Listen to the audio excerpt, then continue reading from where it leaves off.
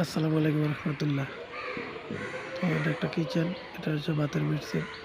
আর এটা যে চুলার স্ল্যাব পাশে হচ্ছে আপনাদের এরা 7 ফিট পর্যন্ত ওয়াল করা হয়েছে।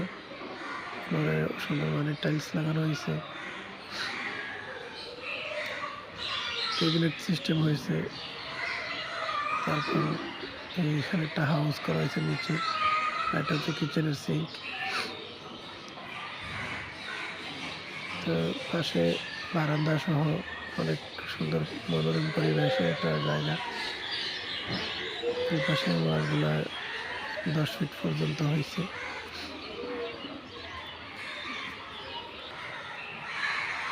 তো এটা হচ্ছে একটা বেডরুম। বেডরুমের পাশেও বারান্দা আছে, তারপরে অ্যাটাচ বাথরুম আছে।